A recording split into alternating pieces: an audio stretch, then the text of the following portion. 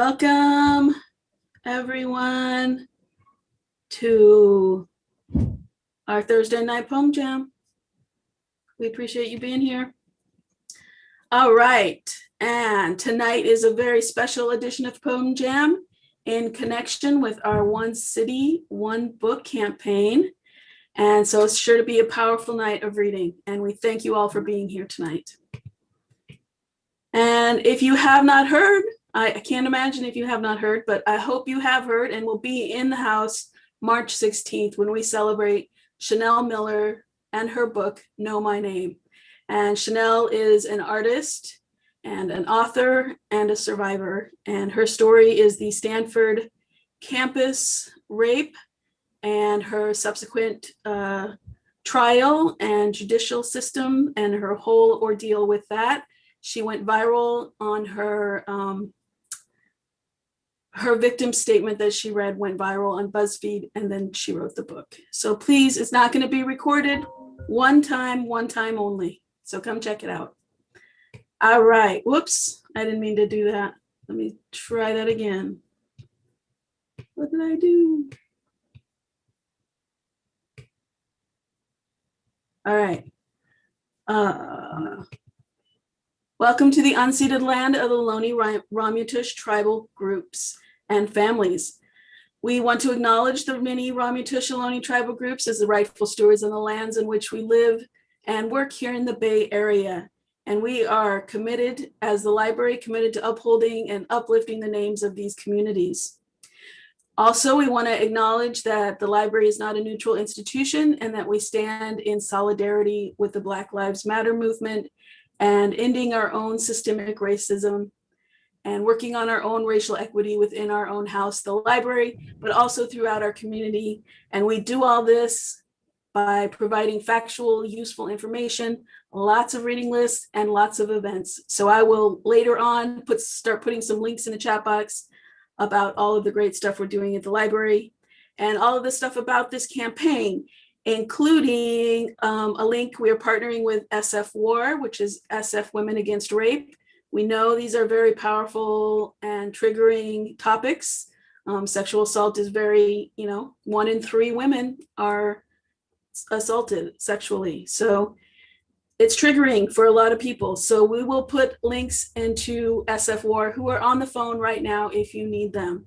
And I'll also be putting my email address. If you need anything from me, I can help you find resources. All right.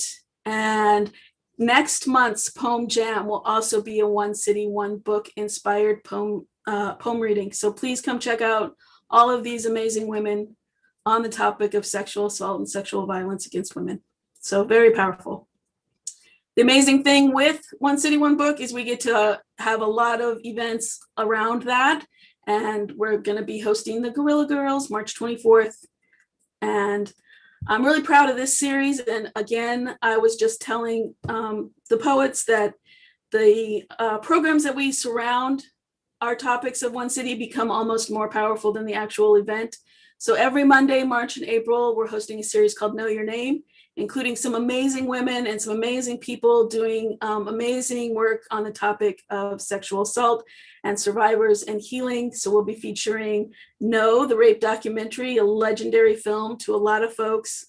We'll be doing a panel on International Transgender Day of Visibility. Our transgender community is high on the statistics of sexual violence.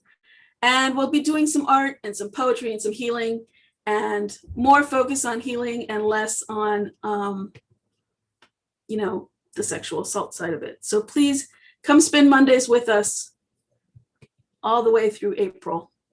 And some other amazing events that we're super excited about. One that I am totally think is going to be amazing and powerful is our partnership with SF War, SHARP, which is a department underneath the Human Rights Department. And they do training for first responders on how to appropriately deal with sexual assault victims. And they're going to do a panel on our unhoused community and the sexual violence that they face. All of these people are partners for this One City, One Book. So it really is a huge campaign, something that you might not know as as just a member of the public is that we get to bring Chanel Miller to our schools. So Chanel will be having a one-on-one talk with the students of Mission High and Balboa High School, and this will be student-led, and I'm just, constantly blown away by our youth, and it gives me hope. So there's a feminist club at Balboa High School, Go Balboa High School Feminist Club, and then youth outreach workers, which is Missions High, does a school to work pipeline. So we're not even going to talk on the school to prison pipeline. Mission High School is working to get our children to work and in amazing places and do amazing things such as mental health care and in the health field and in libraries. And so I'm really proud of those things that we get to do with this campaign. All right, and I think that is about it as far as my announcements. And just, because this is a safe space and these are tough topics, we just want to make sure that you all know we do have a patron code of conduct that we can go fall back on. We have a tech host here, and myself will be monitoring the chat. All those feel-good things that we go through, take space, make space. What you learn here goes out. Names and privacy stays here. All right. And with that, I'm going to stop sharing and I'm going to be the first reader. Oh my God. I know. Yikes. Okay. So I'm just going to switch up a little here so I can see what's going on. All right. So my poem is called Us. Attaining things we thought we would. The photos from when we sailed high on the sunship. My smile consisting of snowflakes and sunshine. Our shadow that links has disappeared. What without him are we? Lost souls that once claimed the other as their prize, mending the broken gashes of living, the ascension of you as I descend, hard like sweet bitter love belted out by the queen. Happiness is followed by its partner tears when gravity's pulley brings me to your lap. Thinking with my lips, rationality is not logical when love becomes the valid argument. Our snapshot reminiscence rolled tight in their cylinder coffin, awaiting escapism. All right, I'm turning it over to the magnificent Kim Shuck, everybody. Oh, we'll see how magnificent I can manage today. Thank you all for coming to this.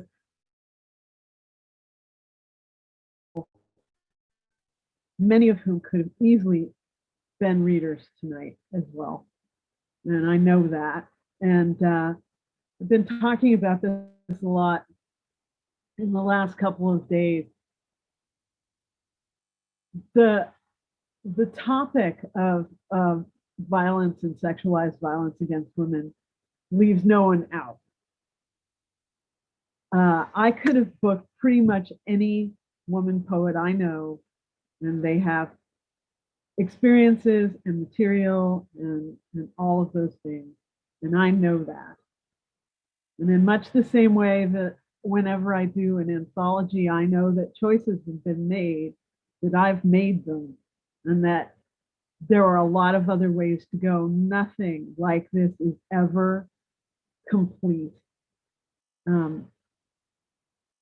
And I appreciate you all for being here, whether you're reading or not reading. What I need you to understand about the group of women who are reading tonight is that collectively, I asked everybody for how long they've been poeting, both this month and next month. And our collective poetry experience is more than the amount of time that any of the local colleges have been active. These are experts, and collectively we are deeply expert in poetry and in our own experience as women and being in women's bodies. Some of the material is rough, and that is absolutely right. And everybody understands that it's up to them, like how much they can give in the moment, because sometimes you think you can and you can't. So I just really want to appreciate everybody who's here and everybody who's reading, even more than I usually do, which is a whole lot. And I appreciate just the library and everything else. There are as many stories of dysfunction and violence as there are individual people. And I feel like it needs to be acknowledged that our upbringings are all often a grooming process to make this acceptable. And I really want to put out there that when you break, even in your own head, for your own body, when you break with that grooming, it takes an act of will. And I really just can't say enough about how in awe of all of you I am.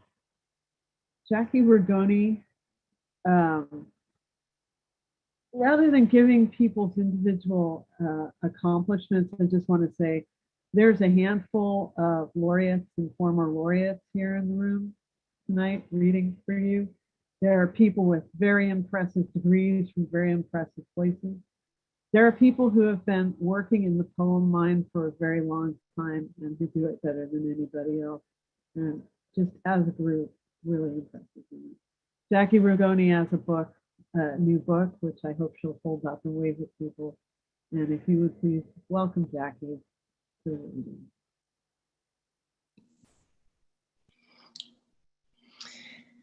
Thank you, Kim.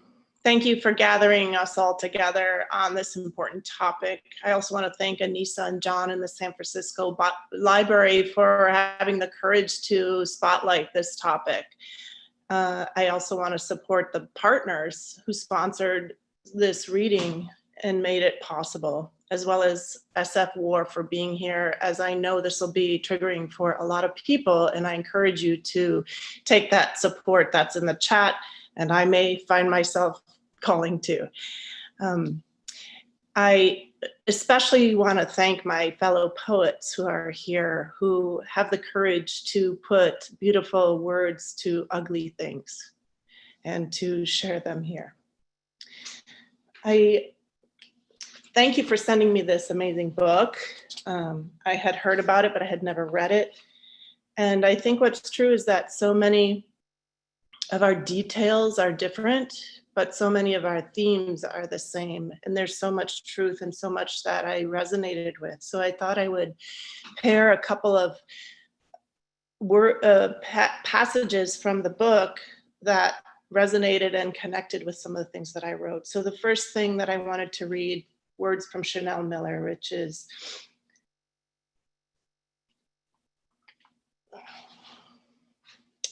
for my first poem. She says, whenever I hear a survivor say they wish they'd had the courage to come forward, I instinctively shake my head. It was never about your courage. Fear of retaliation is real. Security is not free. It bothered me that coming forward should feel like heading toward a guillotine. I don't think that most survivors want to live in hiding. We do because silence means safety. Openness means retaliation, which means it's not the telling of the stories that we fear. It's what people will do when we tell our stories.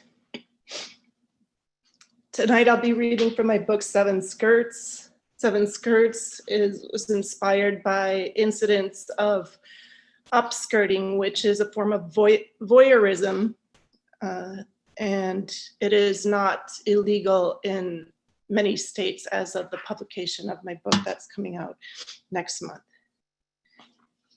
The first poem I'd like to read is called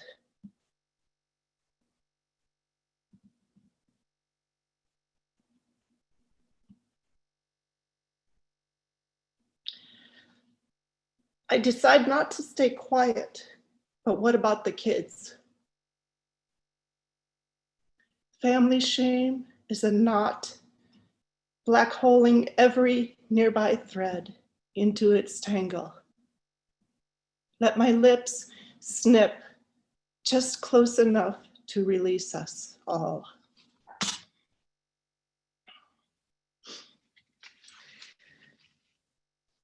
The next poem is from a longer poem called Seven Skirts. And after an incident of upskirting, I was not able to wear a skirt for a very long time. And so this poem is an act of reclaiming skirts for myself. And it goes through a series of 7 skirts that I wore throughout my life. And this is I won't read the whole poem, but this is the first part of the poem. 1, camel suede, back slit, knee length.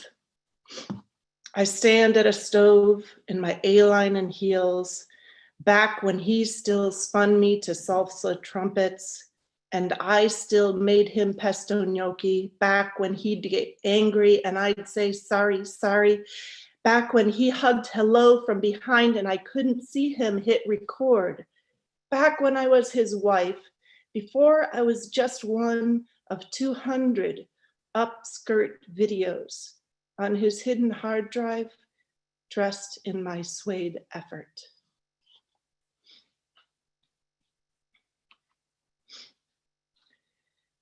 And the next poem I'd like to read is called, actually, I'd like to read a passage from Chanel's book. Wow, did this one strike me? And so many things just made sense when I read this. She says, my DA would later tell me women aren't preferred on juries of rape cases because they're likely to resist empathizing with the victim, insisting there must be something wrong with her because that would never happen to me. And this poem was written after a restraining order was denied. The judge was female and both of the attorneys were also female. And this poem is an erasure poem, and it's written by blacking out lines of restraining order denial.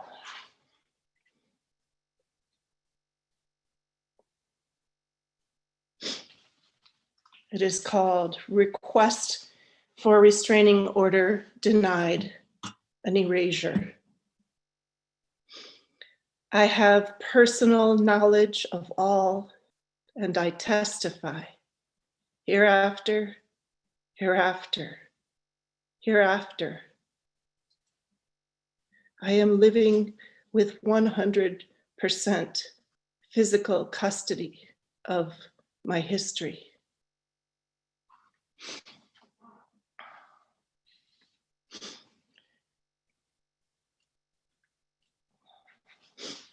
And this next poem is called Shared Physical Custody. It would be so easy now to be Demeter, wilting my children over to that sex offender every other weekend, Thursday evenings, and Father's Day. I could dry up acres with my salt water, but then I'd be the one with a solstice heart, and ex-husband Hades, he'd be off with the kids riding bikes in the dark while I withered.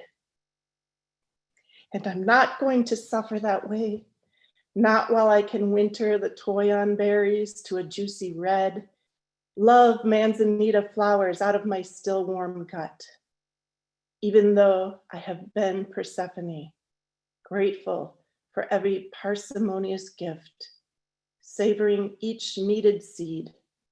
I wasn't counting. And the next poem is called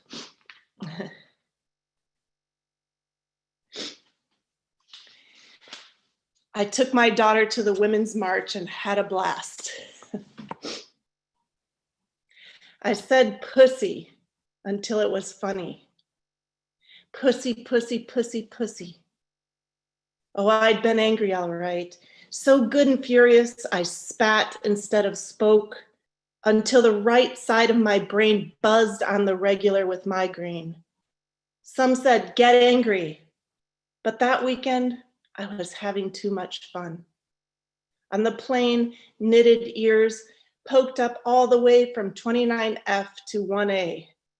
We nodded pink hellos to metro strangers, not strangers, wished each other a have fun. We smiled for selfies with our congresswoman, fuchsia'd ear to toe. Nobody got angry. Breast to back, hip to hip, among hundreds of thousands, my daughter feigned boredom, the way a 13-year-old whatever's her way for a while through an overwhelming world, unable to escape being squished onto a page of her granddaughter's history book. If one person had shoved, or God forbid, fired, we'd have all been trampled. I was that close to responsibility for my own child's death. Whatever.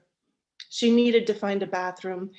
We excuse me through that enormous ball of yarn. Nobody got angry. Nobody groped or grabbed at our delight. Not for that weekend, anyway. My daughter and I, two krill, swaying together in the multitudes, feeling safe, no matter how looming the chasm of a killer whale. Pussy, pussy, pussy, pussy, pussy. I just have two more poems. And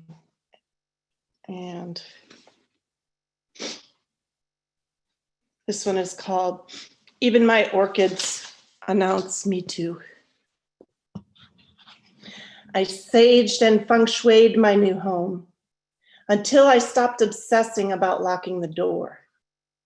Friends brought housewarming orchids that purpled the place with optimism before going dormant.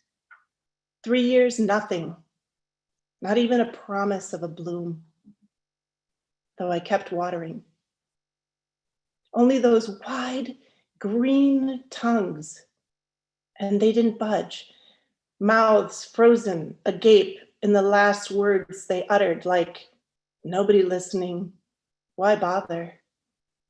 I swear they've been whispering all along in their furtive vernacular, from pot to vase across the room. Not now, too risky, wait and see. It is the speckled magenta one that says enough and braves blooming. And suddenly, all 5 orchids are sending out stalks, one after the other. They keep it coming, syncopated fireworks, exploding flowers, held in long enough. And before I read my final poem, I really love this quote by Chanel Miller, which is, nobody wants to be defined by the worst thing that's ever happened to them.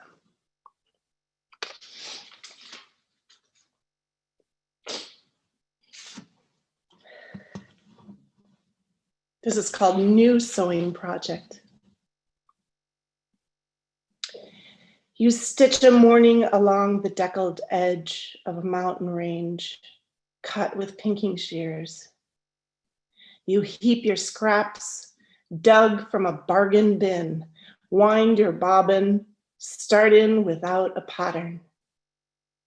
There is no pattern for your chiffon dawn.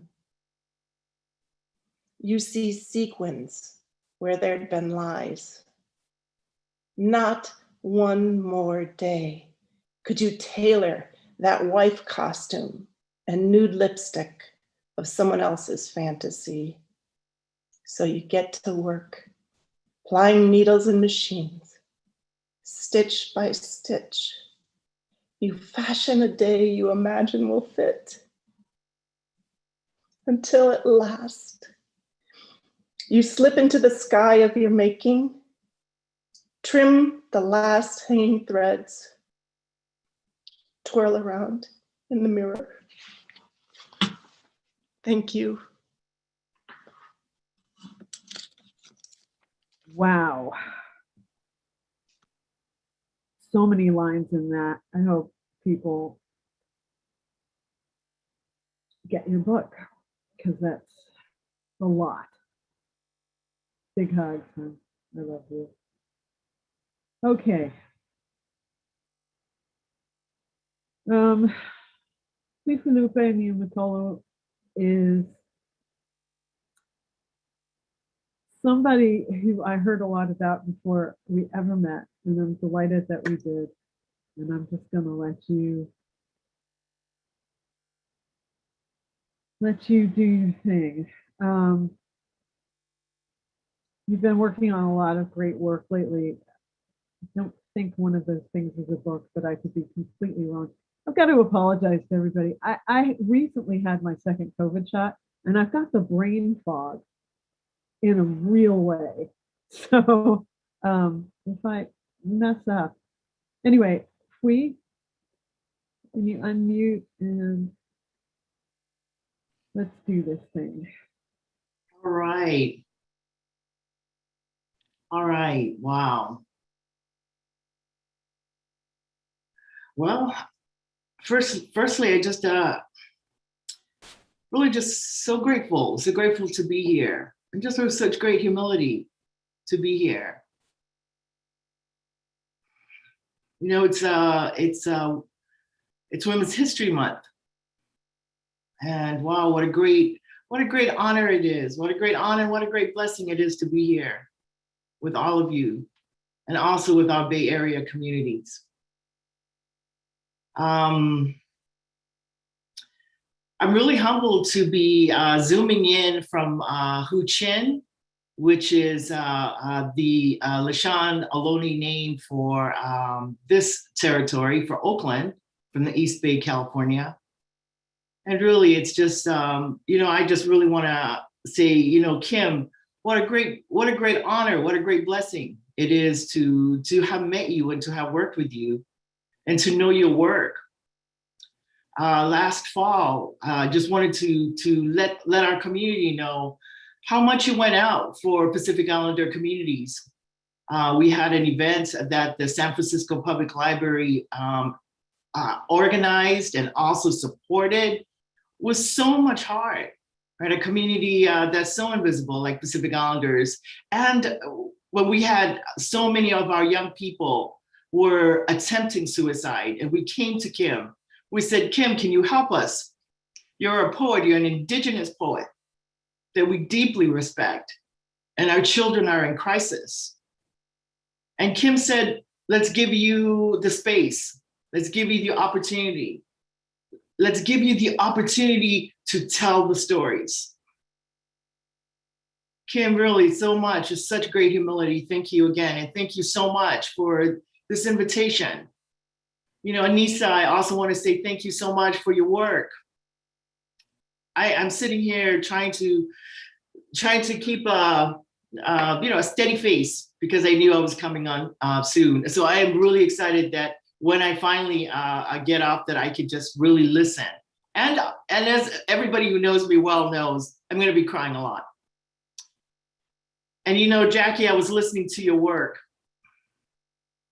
When I hear your work, Jackie, I just wanted to say, malo e fai fatongia. It's actually what I would say to you as well, Kim, and also to you, Anissa, and to all the warriors on this panel tonight. Malo e fai fatongia. Malo e ofa. Malo e ma ofa. Kofu goloa lahien. Thank you for the great love. Thank you. We would translate that as Tongans into our Indigenous belief system. Thank you so much, beloved warriors, beloved sisters. for doing your ancestral calling. So I just wanted to start with a poem. It's a poem that was written a couple years ago, but it's a poem for me that still has so much meaning, because it's really about the work that I do and the research that I do, and in this book that I'm a manuscript that I'm trying to finish. It's actually about the Tongan Mormon family. So for us Tongans, I'm a Pacific Islander. We have one of the highest conversion rates into the Mormon Church in the 20th and 21st century. And in the work that I do, I talk about what that means to be a Tongan daughter in a Tongan Mormon family. And so this first poem is called LA Stories. It's called LA Story. It was published a couple years ago, but nonetheless, a story that's still relevant. The bright lights of the city surround her like flies. She mumbles a prayer learned in Sunday school and holds on tightly to the cold air. Hope funnels through her fingers like the daughter her parents couldn't keep. 2 weeks ago, she fled her home in Utah, fleeing the grasp of the Mormon Church and her parents' shame. Freshly pickled, like the apricots church leaders taught her to preserve every autumn.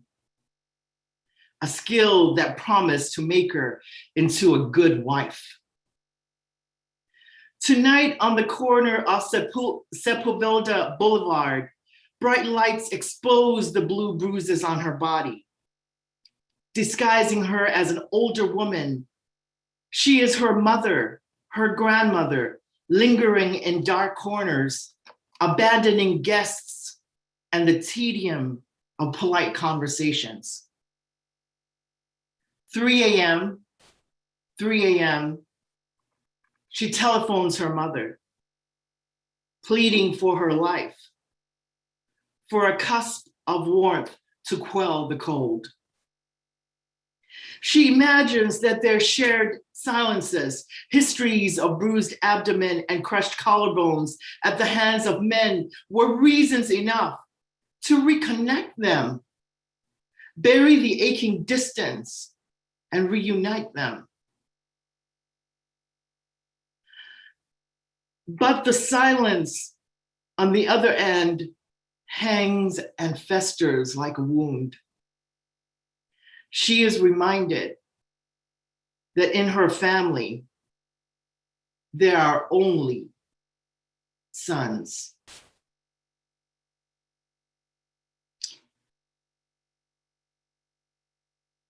And then the next poem,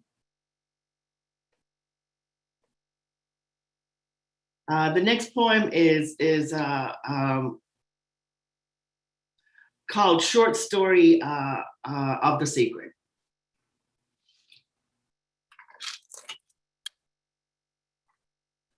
What happens to the spirits of our Tongan ancestors, our Tongan sacred, once they are cast as criminal and forgotten? What happens to the spirits of our ancestors after we have severed relationality with them and cast them away from our homes? Excuse me. Erase them from the flesh bodies of salt water that archive our memories. Do the spirits sleep meekly and keep their mouths sliced shut like good Christians for the duration of centuries? Do they live inside the prison walls of our Tongan amnesia within the complicity of our silence? Or do the spirits of the dead, our Tongan ancestors, our Tongan sacred, grow weary of loneliness? Do they become angered? Please forgive me, guys. I'm having a little bit of web problems here. Here we go. Do they become angered by the encroaching monsoons, waters growing into acres, aching without end? Floods of mourning created by the hands of European and US greed and militarization, courting the native as if we were ever consensual lovers. Oh, the seduction of surrender. Falling on their knees in prayers to new white male gods, rows stacked like missiles of friendly Tongan faces, missionaries, academics, and businessmen that recite the alphabet of white progress on the decapitated bodies of Tongan women. There is a taste that lingers aroused, a flesh of memory that the colonizers are unable to mine, although they have tried and tried and tried. It keeps refuge for centuries inside the salted corridors of my copious Tongan woman thighs. Rainwater, Vaimalie, sweet water, the black sand caves of Ohole are moist with the young leaves of sea, mohokoi, ripe fikika fruit, saplings of kape, talo, ufi, and manioke. Enough to feed generations. Kava roots and kaloa offered to the female god Felehune, our mother, circles of octopus body, generous like ceremony. Circling the heartbeat of our Moana Nui, tracing Wa, genealogies from Hawaii to the shores of Segurite, the Ohlone sacred site, the occupied land now known as Vallejo, California. Yes, yes, let me reach inside the darkness. Bo'oli, night, vai dafe dafe, water trickling, crooning without end. Touch the heartbeat of Tonganness, our sacred, the beginning that leads me to tell you the ending of the story. The spirits of our Tongan ancestors, our Tongan sacred, the old ones, names of those of us that were criminalized, raped, killed, and forgotten. The names of Tongan women warriors, they and we. We steal the Mormon missionaries' matches and kerosene and burn down these motherfucking prison walls. And so the last poem that I wanted to end with, I wanted to really say thank you so much, Kim Shuck. Thank you so much for your guidance. Thank you also just for your encouragement and for your mentorship. And this last poem is for the West Berkeley Shell Mound. The West Berkeley Shell Mound, as many of you also know here in the Bay Area, is currently being occupied. It is right now. It's actually surrounded by barbed wire fences, and there are signs that say "Do not enter." The West Berkeley Shell Mound is America's 11th most endangered historic place that was recently named by the National Trust for Historic Preservation. And it's also one of the oldest Ohlone sacred sites here in the Bay Area.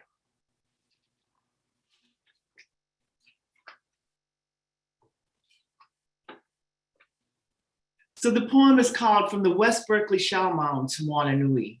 Moana Nui is Oceania. It's the Pacific. Or to translate into English, Moana Nui is people of the ocean. The Pacific Ocean, which is the largest body of water here in our Earth.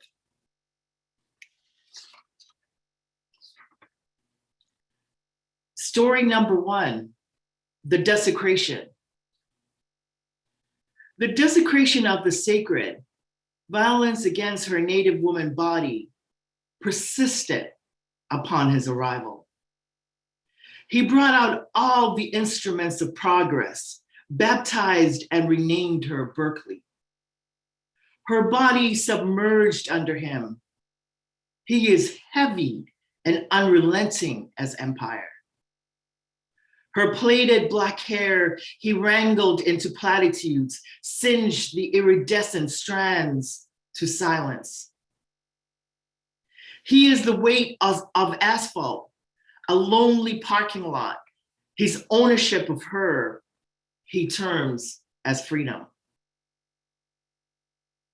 Story number 2, the Tongan Mormon baptism ceremony.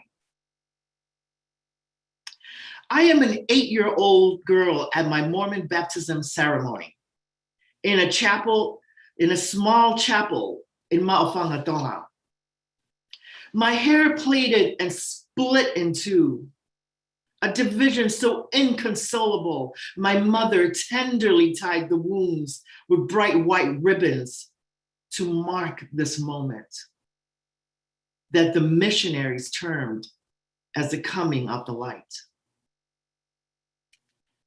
Under a leaning breadfruit tree outside the Mormon chapel, hungry dogs mate irrespectively of the piety inside.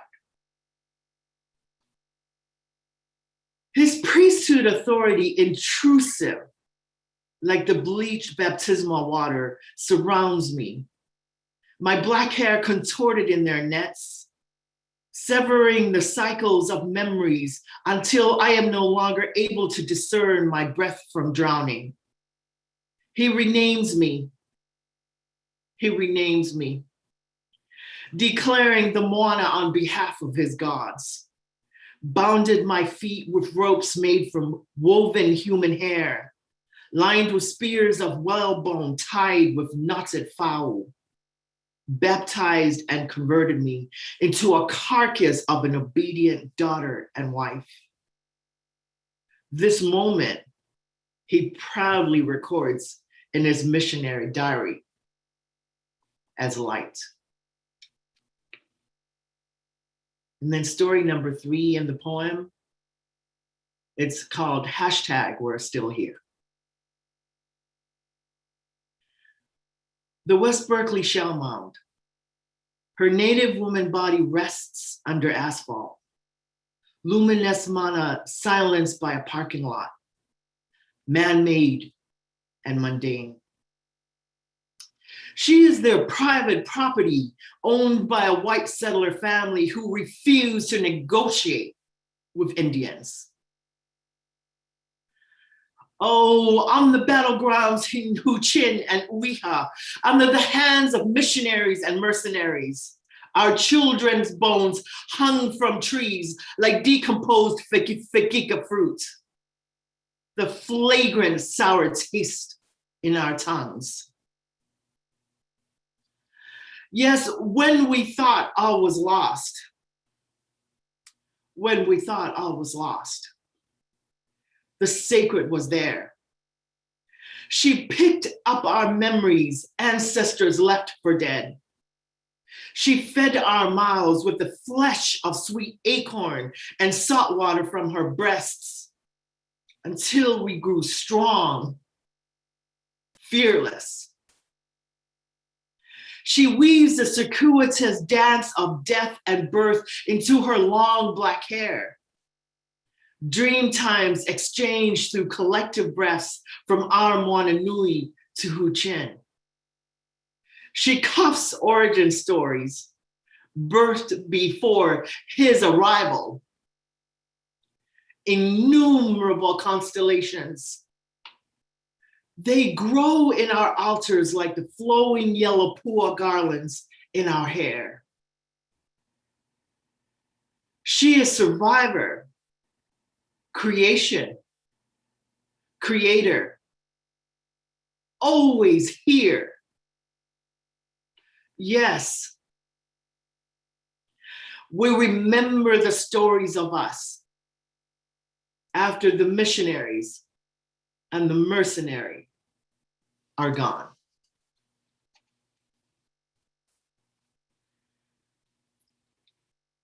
Thank you so much again, beloved warriors. Before leaving, I wanted to just to let you know about the recent campaign. If you can, you have some time, please take your wonderful selves or your families in your pod, right? And you're doing the social distance. Please go down to the West Berkeley Shell Mound. Share your prayers if they're in little forms of beautiful poetry or personal memorabilia. Please share your prayers to help to protect the sacred. So thank you so much, and so much love to all of you and your families. Thank you. You're, as always, amazing. Our next poet is, again, and I could say this, and I will say this for every one of these people, a really formidable poet. But Connie and I are connected in more ways than that. She's been an incredibly powerful friend, no matter what energy level she had, in moments when I wouldn't have asked. And that's been amazingly powerful. Connie Post, please unmute yourself. Thank you, Kim. I'm so grateful for you also. Our connection is really important to me. I feel the same way. And I wanted to thank Kim and San Francisco Public Library for supporting this really important program. I think that especially now in the pandemic, people who have survived sexual assault have a particular kind of either loneliness that might remind them of other loneliness. And so I think this is so important for all of us to be part of it. And so I'm very grateful to be joining you, a fierce and amazing poets. Very grateful. And I'm going to start with a poem. It's from my book, Prime Meridian. And I'm showing the book because this book is mostly about sexual assault in childhood. And don't mind saying, because of the nature of this program, that my offender was my father, which has a lot of particulars that make it difficult. But I will start, however, with a poem in the book that I wrote to kind of encompass all of the things and the negative, terrible things that are said to survivors, whether it's child sexual abuse, adult sexual abuse, women, whatever it is. And so this poem is kind of my all-encompassing poem. And it's entitled To All of Us Who. It was my brother. It was my uncle. I was alone. Someone was next in the next room. It was my father. I was young. I was in 3rd grade. I was in college. I knew him. I didn't know him. He put something in my drink. I was wearing winter clothes. I wasn't wearing any clothes. I was on my way to work. I was on my way home. I was afraid of him. He told me he would fire me. He told me he would kill me. He told me to shut up or he'd take the kids. He told me I was a whore. He told me I teased him. He told me I would ruin the family. He told me no one would believe me. He said nothing and stared right through me until I was dead. I didn't tell for years. I told and was not believed. I have never told. I have bad dreams. I avoid parties. I avoid dark rooms. I avoid long, lurking glances. I avoid skirts or winter or summer or seasons where my skin remembers violation. I drink. I don't eat. I keep it quiet. I tell my friends. I take pills. I don't walk alone at night. I hold my lover's hand. I worry too much about my kids. I need to tell the truth. So I hope that kind of helps us encompass all. There's something that happens in the nighttime, thank you, that there's a way of shedding the night that's so traumatic because of the post-traumatic stress that often comes with it. And so this one is accessory after the fact. I destroy the evidence upon waking, wash the blood from bad dreams. I make sure there is no subconscious splatter on the curtains or floor. The blankets are pulled from the bed, washed over and over. I cover the mattress with a loose sheet, hide the evidence, the shards of night. I hope nobody notices how I left my body, fled the crime scene. I burned the dreams with one lit match, the ashes of a single nocturne falling out of your mouth. I think it's really hard to be a survivor of sexual assault with all the trauma that's in your body. and walk around like a normal person, and people always ask you kind of what's wrong, but of course you don't really feel like going into it. So it's a hard kind of thing to carry that and then kind of be in normal society. This one is about my father. Sunday in September. I saw you exiting the grocery store today. It's been over 20 years since we've spoken, but I still see you now and again. I think this time you recognized me first, but this time I was the one who made you look away, you whom I used to call father. At the other end of the parking lot, 6 police cars barricade the entrance, arresting some guy who stole a basket of groceries, the siren lights unmistakably quiet and measured. I watched you get into your car, a slightly hunched over old man, holding 2 half-filled bags of groceries. A Korean War veteran, rapist of children, driving away in an old silver Buick, the police reading Miranda rights to someone else while I watch you drive away. My father finally passed, but it was very daunting for me to live in the same town as him, but yet I wasn't having him make me leave. I'm okay on time. This other one is about, there's a relationship with the offender, especially if they're very close to you and in the family, and you have to kind of make up this thing to kind of survive, to have breakfast with your rapist in the morning. But this one was about, my dad went to the lake a lot to fish, and he would get drunk and come home. And so this one is called Forgotten War, and many of you may know the Forgotten War was also the other name for the Korean War. Forgotten War. You stumbled around the house through most of the 1970s, sometimes muttering things about young Korean girls I didn't understand. You took long fishing trips to the dark water and wouldn't return until there was no breath left in that lake. I asked Mom about it once. I knew you had been in a war, but didn't understand it had anything to do with your off-center gait, the rage you held in your right shoulder, the passing out at 7 p.m. on the couch. One day I went to get a popsicle in the garage refrigerator, and you were standing there, one hand as always on the Pabst Blue Ribbon, and I asked, did you ever kill anyone in the war? You went silent, looked away. But I knew already. I knew it in the way you laid the hooked fish on the counter, the way you cut one long line down each body, severing their forgiven skins, taking the eyes out, saying they were a delicacy in other countries. You seeing in me how relieved I was they could not see you anymore.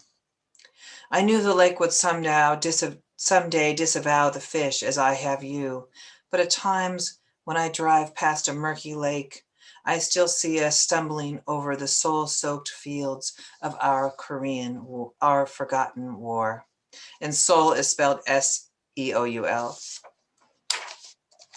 You create these relationships because we're associative beings with things that happened while you were being abused. They're these things that you kind of displace the trauma onto.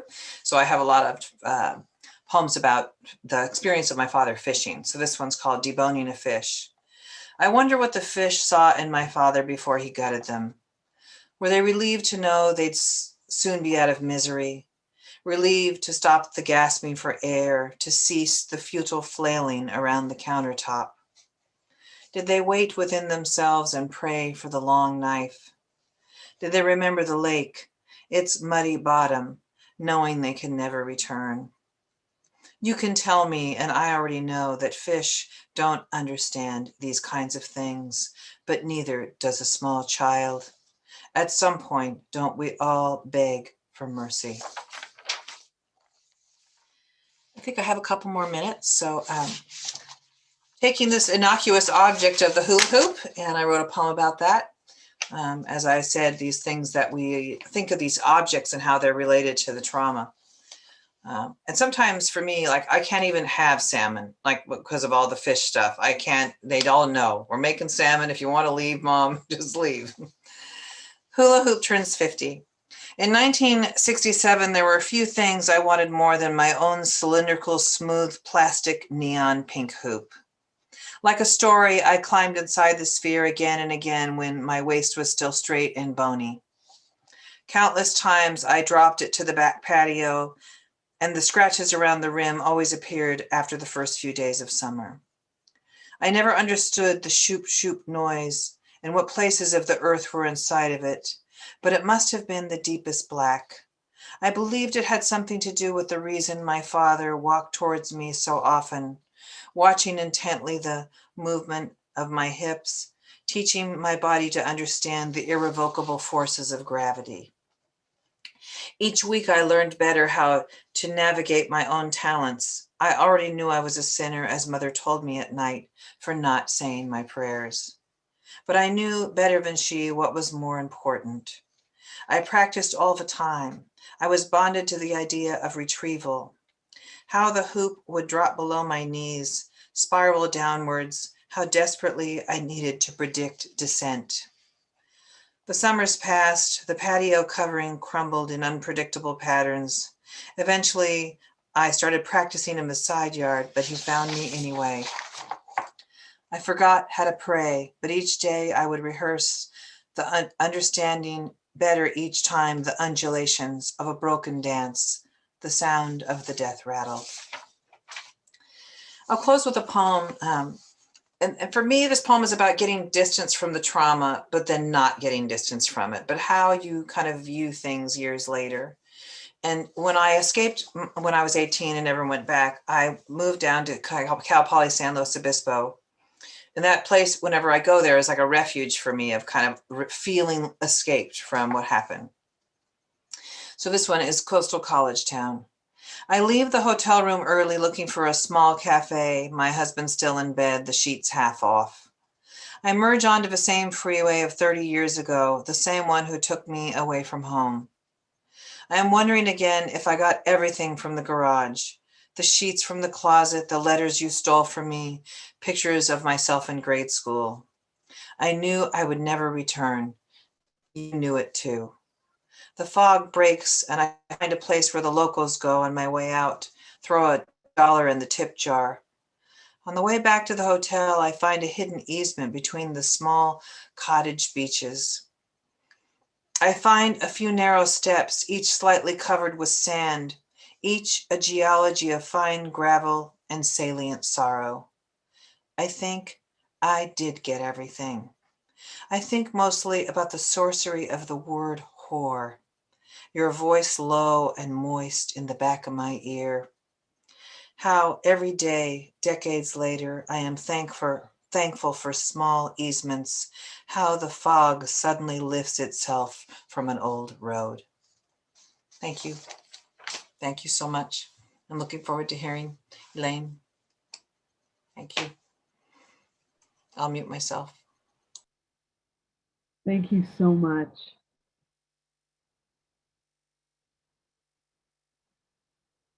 Our next poet, Elaine Brown, is someone I met kind of late, really. I feel like we should have known each other before we actually met.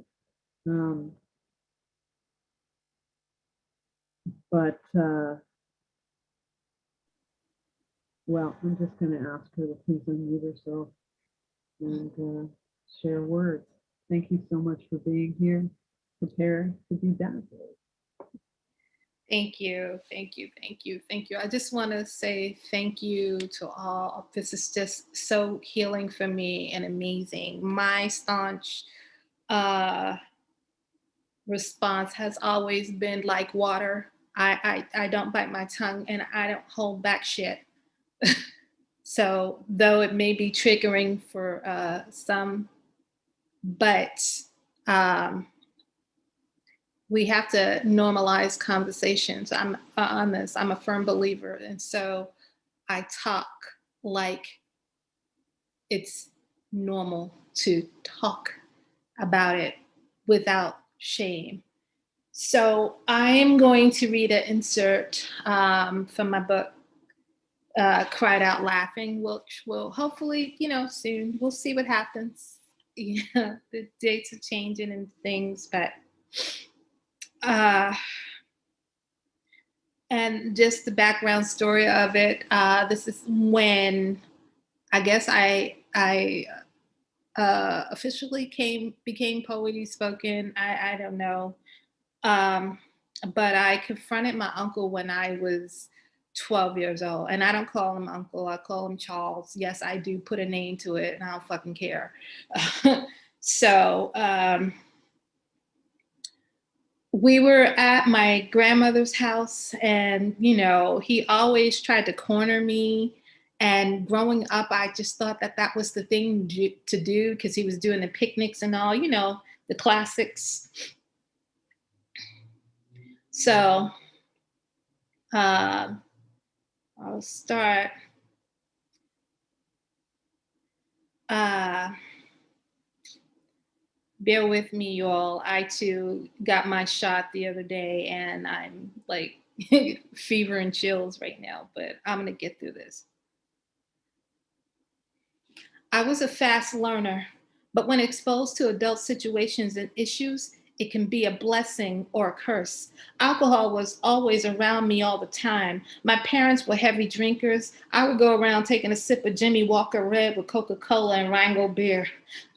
I should be telling you how I became an alcoholic, but I witnessed firsthand what it could do to your body. One time I did get a little tipsy, but knew enough to drink tomato juice. What 10-year-old do you know that knows how to improvise when there's no tomato juice, to go out in the garden and eat a tomato? I mean, Google wasn't out then. Now that other stuff, I just didn't mess with because Miss Barbara and my mom were forever talking about someone who died from an overdose. Hell, if it wasn't drugs, alcohol, or violence of some kind, it was sexual abuse. Now, families are made up of predators, and I'm not saying all, but there's a significant number of family members or close friends who prey on children. When you come from a large family made up of mostly men and you are the baby girl on both sides, they teach you how to fight and to stand up for yourself as though the enemy is outside. Families are not prepared to deal with uncles, especially the ones they look up to. So I had to take matters into my own hands because I was taught not to be a victim. So here I am, 12 years old, confronting Charles like an adult. I don't know where the words came from. It's not language that you could hear from a child, but I just knew I could no longer take the abuse. Now, this may be triggering for some, but it also may give you the strength to stand up and not be afraid. We were in the hallway of Grandma's house when I approached him and I said, everyone looks up to you. You are always doing picnics and getting family together for special occasions, giving me hush money as though that nullifies you touching me. You have destroyed my life to the point where I could barely function in relationships. You will go home and act as if everything's okay. See, when I was younger, I didn't know. I actually thought this was love and that this is what you are supposed to do. But today, I look you straight in your eyes. I know this is the last time you will ever put your hands on me. I don't care who believes me or not. It is time that you wake up in a cold sweat as I yell for all to hear me to tell you to keep your fucking hands to yourself. There is no greater threat than the one I'm throwing down today. I will kill you if you ever lay a hand on me because I have nothing to lose. Today, I let my mom and brothers know who you are if they didn't already. My uncle began, well, niece, I shouted back, stop and spare me the bullshit apology and excuses. I only wish others will stand up for their daughters and their daughters to come. I felt good to take back my power. I wrote those exact words in a journal that I was keeping and would refer to it whenever I needed a healing. And so I wrote a couple of poems out of that. And let me just say, 2016 was the worst year ever. And if anyone sees my son, give that young man a hug and a kiss, be it virtual, because the ugliness of sexual abuse reared its head with Charles. So 2016, my mother had gone back east to be with her siblings after battling cancer. Yeah, she waited until she was cured and went back east. And within months, all of her siblings died back to back. And so my mother is now the matriarch of the family. Aunt Lane, the woman that I'm named after, she went into the hospital, and my son was there with her grandson to wait to let her oldest son know that she had to go to the hospital. So he heard a noise, went downstairs, and it was that motherfucker. But this time with my niece.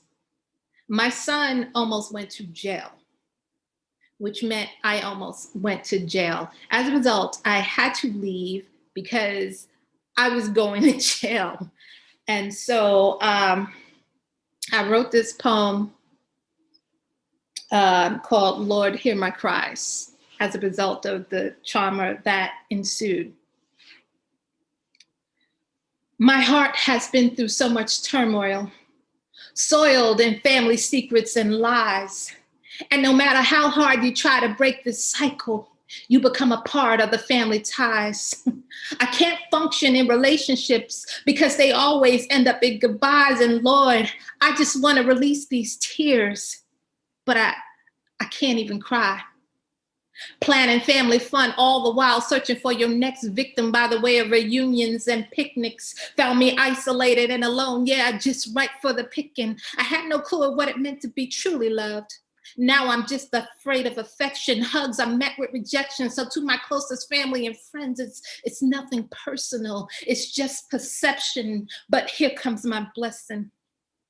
See, when my son was born, I was torn because I didn't know where to begin until I held him in my arms and pressed him against my skin. He taught me how to smile, and I laughed, especially when I saw the dimples in his chin. Woke up those feelings of innocence. So I guess you could say that I was reborn again. Not much for religion, but our spirits share a connection. And though I am a child of God, you must remember that I am still human. So for my son, I will surely die.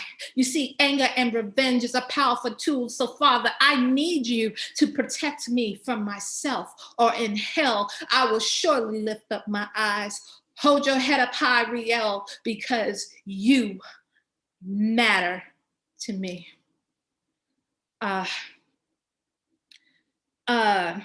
You know, my family, you know, as other families, they tend to sweep things under the rug, act like nothing happened. And I don't know where, I guess the gene wilted or whatever have you. I am not that way. So when things happen, I'm like, oh, no, we got to talk about this. We have to address this right now because I got to get this out. I got too much shit to deal with other than. But it took me a long time to learn why my mother and my sister were the way that they are. And I didn't come to that realization until recently of how I needed to be different for them. So this is called the bond. Separated by 4 years, so by the time I was born, she was already hooked to the elements of family. So she protected me. See, she knew patterns, she knew truth, she knew how to lie, she knew pain, she knew how to fight, she knew hate, she knew how to love, well, at least me. She knew what it meant when mama said what happens in this house. She knew who not to take candy from, and when we were alone, she knew to take me with her. She knew she was the mirror of mama's mistakes, her escape, a world where she could feel safe in, where her magic lets her shape outcomes and secrets. We share a language that only sisters can understand. I exist in these two worlds because she fought for me to have a voice. See, when I was young, I didn't know the meaning of sacrifice or how 4 words, you're just like mom, meant a life sentence. And if I am to change the scope of their vulnerabilities, then I must wear these women like a badge of honor. Thank you.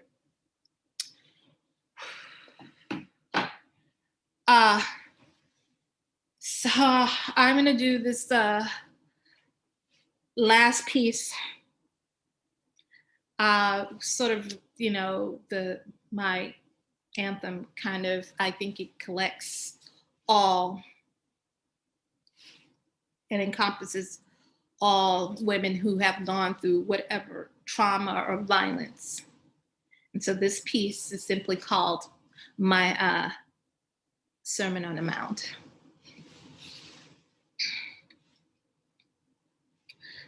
To date, I think it's safe to say that millions of women have died by the hands of their husbands, boyfriends, and even their children. Their crimes, a culture of oppression.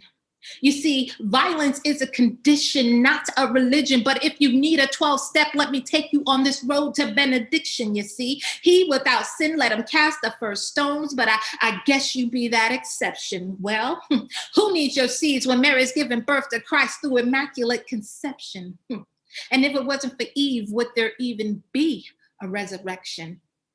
You see, the curse is not that she deceived, it is that we are treated less than. So it's only right that when he rose, he chose to show himself first to a woman. Did not your heaven save Moses to deliver you on to the promised land? Did not Deborah come to judge with honor and respect, shedding light on God's master plan? And if it wasn't for Hilda, tell me, where would Joseph stand? And in order for Islam to survive, did not Khadijah stand on that front line? What about that Arab rebellion for women by women in 1929? You see, the paper gave a low number and said that 50 women died. Well, multiply that by infinity and well, welcome to my reality. You see, violence against women is violence against women is violence against women. There are no technicalities, no mercy and honor killings hiding behind your religion just to get your fixing from Apache to the Zulu nations. Now I'm not drawing bloodlines because the sisterhood be my congregation. So I think it's about time that we break bread and partake in this communion, sip the wine and toast. Here's to our reunion as the mothers of earth. And rarely do we put each other first? So sisters, I say the time is now. So as I walk upon this mountain, my knees bent, head down, I'm saying, Father, why must I die by the hands of the ones that I bore life? Because I just don't understand. And if this is my fate, master, please send me a new master plan. He said, baby girl, wipe your feet, because on holy ground you will stand. And your message is what I command. So from the moment you entered that birth canal, you would nurture with love, honor, and respect, and protected by women, because before man, you were child. Back when we were treated as equal and seen in his likeness and image as one. So no matter your color, Lord God, goddess of prophets, you are still my sons. Keep your fucking hands to yourselves. God bless. Thank you all. Thank you all. Oh,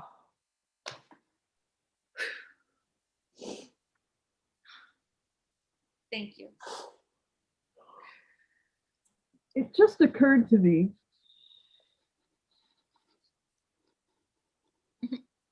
that I decided to put myself after Aline.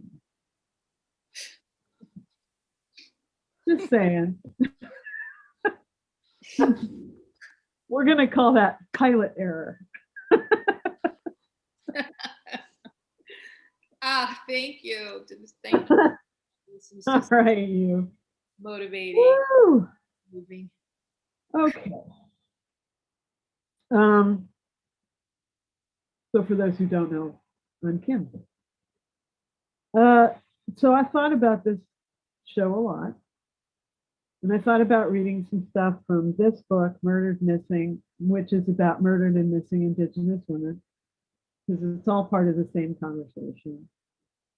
And then I thought about reading something else, and I'm going to read the something else, and then I'm going to end with a very new thing. This piece is called Preserves, and it's a little long, particularly for me. This morning, the hill I live on is tucked in under dark smoke. California is burning. The street cat I feed has been sick on the porch, and when I walk outside to have a moment with him, he looks at me with half-lidded, sticky-looking eyes. It's probably not going to be my favorite day ever, and I am capable of being pretty damn cranky, often with a side of snarky comment. There's a tape of our current national spectacle playing over and over on various radio stations. Losers, a spate of commentary then. Losers. Mariamne's body was kept in honey for 7 years, as the story goes. I picture honey beating on her skin, what it does to hair. Whenever I have honey, I make a mess. I find sticky bits on my elbow hours later. Out of love, they say, he kept her body in honey to preserve it. Mellified corpse, or corpse soaked in honey, was supposedly used as a wound cure, though honey neat has been used for the same thing and is easier to get.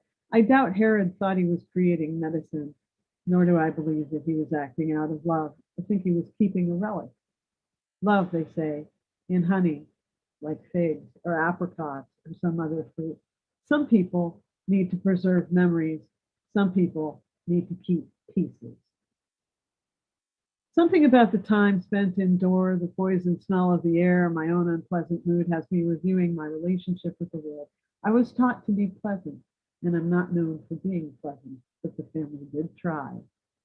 I move too loudly. You walk like a truck driver. This never made sense to me. Truck drivers not known for their walk, but okay, not ladylike, I think. I walk on my heels.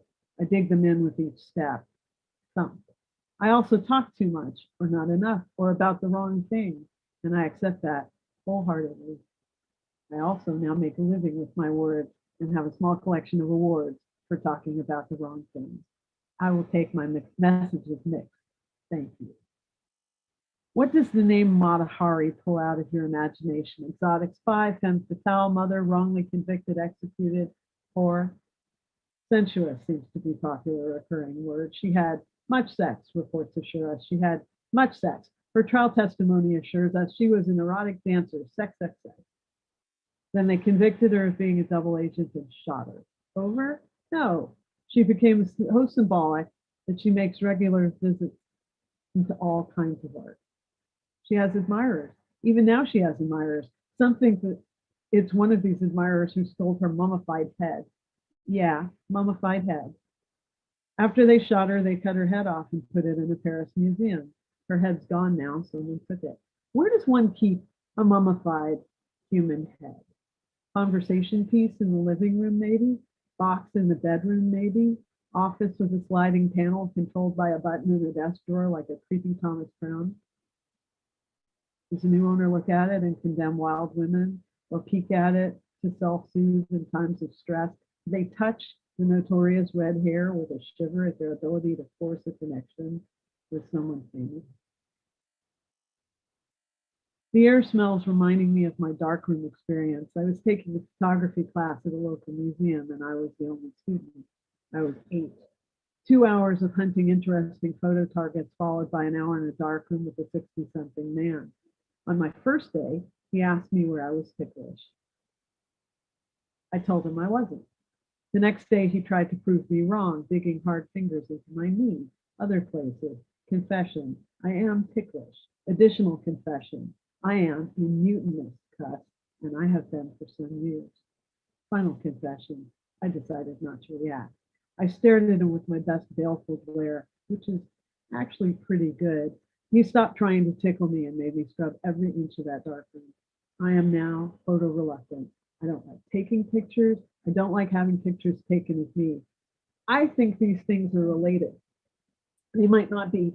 The whole experience was clearly inappropriate. The question is, how inappropriate was it? If I'd been more welcoming, would I have been molested? He could have easily been enraged by my attitude, and that could have triggered him to molest me, but neither thing happened.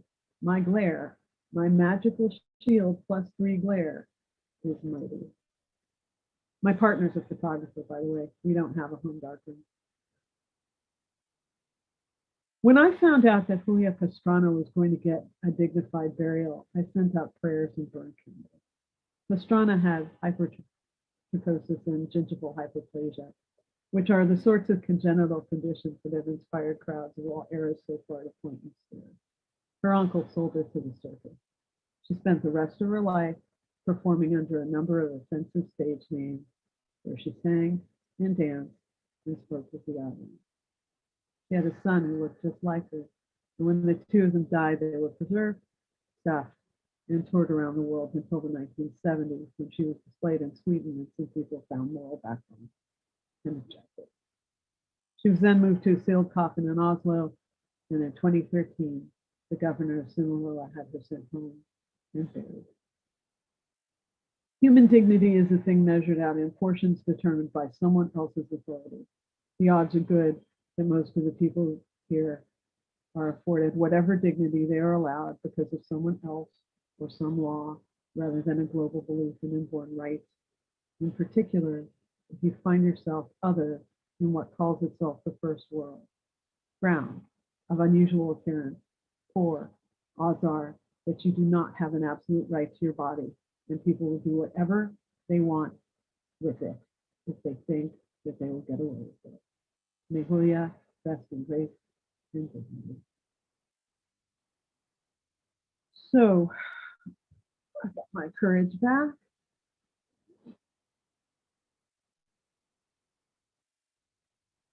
I'm told I said, be careful what you teach me. He told me that years later. Be careful what you teach me. I am going to outlive you. Because even then I knew what the limits of this game were. The game. I will keep hurting you until you cry. Guess who won? Knowing full well it would stop as I told him, you can take blood and I'll give you spit, but I am not going to cry.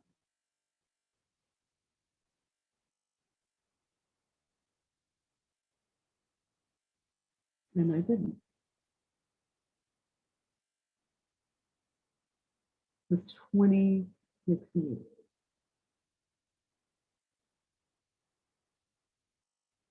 If you've never had a loving female relative scream, are you trying to get raped?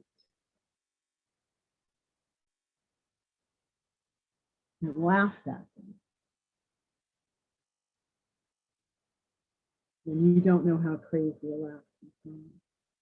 In high school, the guys who said, maybe we just won't let you go home. And I looked at them through what had already become the left eye that was a rifle scope and laughed in their faces. Be careful what you teach me. A few years later, at a bar in London, ordering something completely inappropriate and waiting for a friend, the guy at the end of the bar looked at me and said, "You're a killer." And I smiled at him. Be careful.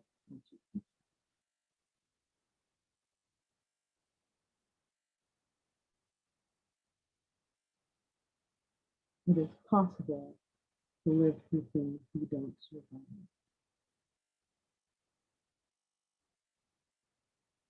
One morning, giving birth to my final child. In labor and arguing with the doctor who was there on set. I started crying and laughing at the same time, and I'm pretty sure they thought it was absolutely crazy. But that's the gift my son gave me. And I'm not done crying. Thank you all so much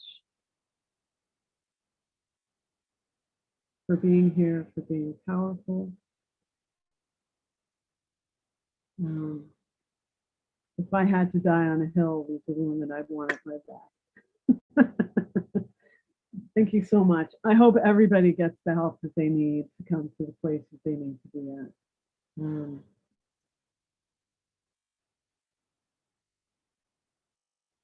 Please thank all of our readers.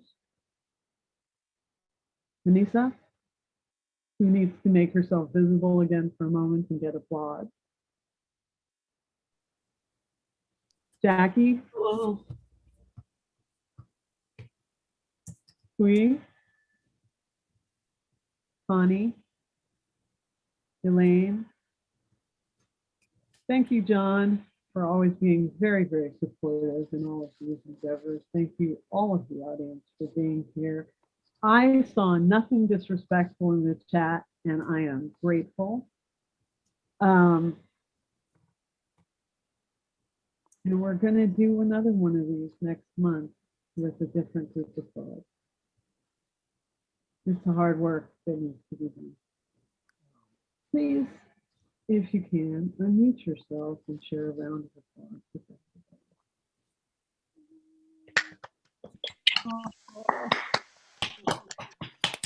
Thank you, thank you, thank you. Thank you to everybody. Wow, Yeah, very powerful. And to San Francisco Public Library and Kim. yeah, beautiful. Thank you.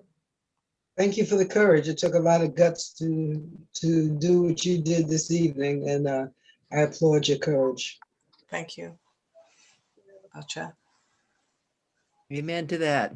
Yeah. I just put in the chat box the link to next month's Home Jam with another group of amazing readers, as well as all those other chats and resources and my email. If you need to get a hold of me for anything, pitch me a program. I can help you. Let me help you. I miss you. Help you with resources, books. And John, thank you for being back up tonight. Appreciate it. And thank you all for being here and being so brave Wow. and your work. Wow. Thank you, Wow. everybody. It meant a lot to me to be here with all of you. Thank you. Beautiful. Connie, it's so nice to see you. Oh Good to my- see you again. I'll text you soon. Okay. Bye. Good night, everyone. Deeply Bye. grateful to you. Thank you. Oh, hey, hi, Jane. Lots of love. Thank you, Kim. Thank you, Anissa. Thank you, beautiful, beautiful warrior poets. Stay safe, everybody. Let's leave it on that one.